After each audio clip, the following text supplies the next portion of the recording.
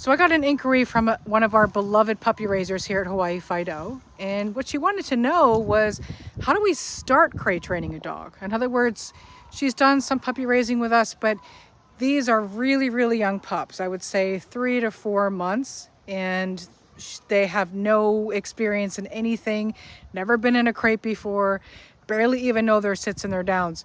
So where do we start? So I'm making plans to go pay her a visit and work on crate training with her. But if I know anything about the very beginning stages of crate training, it really just is about creating a positive association with the crate itself. So we're gonna hang out, we're gonna have a good time, we're gonna make it fun and exciting. I'm gonna teach you a little bit about how to make crate training fun and exciting for a dog. So if you were in this kind of situation where you just got a puppy, or maybe you just rescued a dog and they have no experience in crate training, you might want to watch this video because we're going to deal with this head first. Also, if you like puppies in general, you might want to stay tuned because there's going to be a lot of puppies in this video.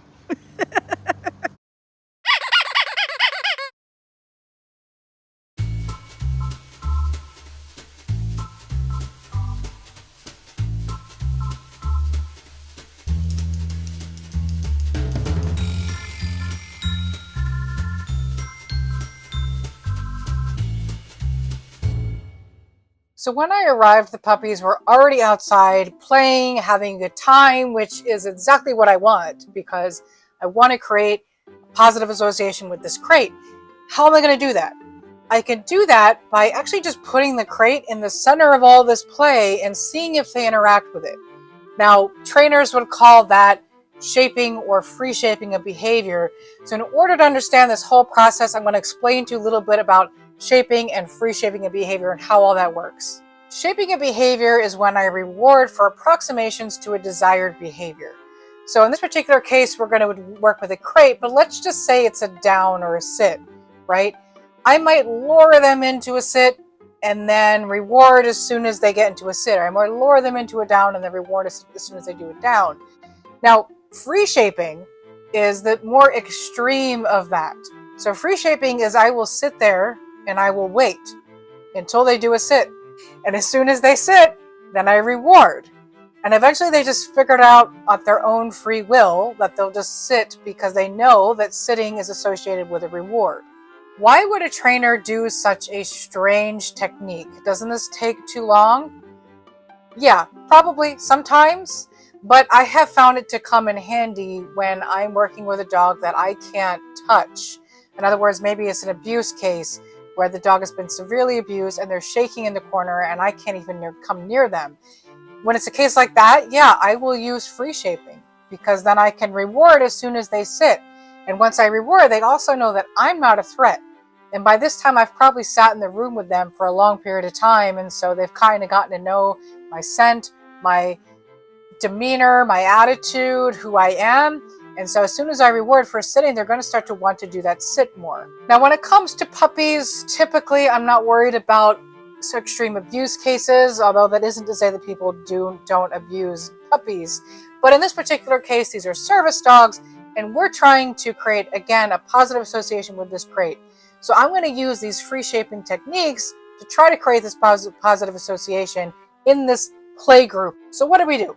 We put the crate right in the center of this play group, right in the middle of the patio, and we all just kind of hung out and talked and chatted a little bit about the holiday season and what our holiday plans are, and it was actually really nice. As soon as the puppies even came near the crate or sniffed the crate or maybe put their little head in the crate, we threw some treats in and said the cue, crate.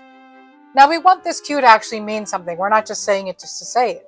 We want this cue to mean go to your crate. So as soon as they are going to their crate, we're going to say the cue, crate. And eventually they'll just associate the cue crate with going to their crate. Now at this particular time during our training session, we're not worried about duration. I just want to introduce it to them. I might just close the gate a little bit once I've gotten them used to being around the crate, being in the crate, smelling the crate, engaging with the crate. Then I might close the door. But I'm only going to close the door for a couple moments, and I'm not going to leave it closed for a long period of time because that will create a negative association with the crate if they're not ready. So the one puppy went in, kind of hung out a little bit, smelled it, looked for treats, There were a couple of treats there on the ground. He picked them up, and as soon as he was picking them up, I went ahead and closed the door.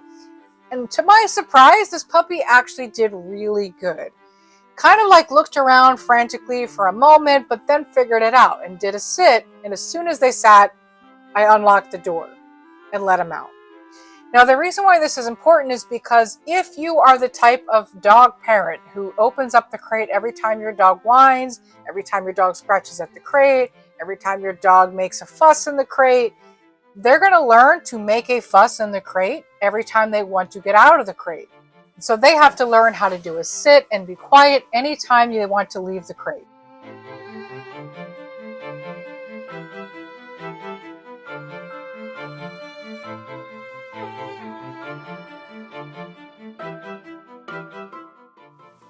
Good job.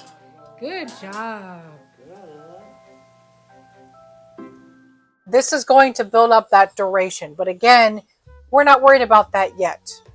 This training session took about an hour and a half, and normally I would not allow a puppy to do a training session for that long. Puppies should be only about 20 minutes, but considering this session was free training and it was play, I think they'll probably be fine with that. Now, normally I end these videos by saying something about how I look forward to hearing from the owner and what the next step is and how the dog is doing. But I don't have to because I already heard back from the puppy raiser, and she was saying that the puppies are now going to the crate at their own free will, which is a huge step for this puppy. I gotta say, I'm truly honored to be a part of this great team with Hawaii Fido, and I really look forward to working more with this puppy and the puppy raisers. If you live here on Oahu and you are interested in becoming a puppy raiser with us, I'm going to put the link below and you can go ahead and click on it and reach out to us. Also, if you are someone in need of a service dog, you can also click that link below and reach out to us to let us know.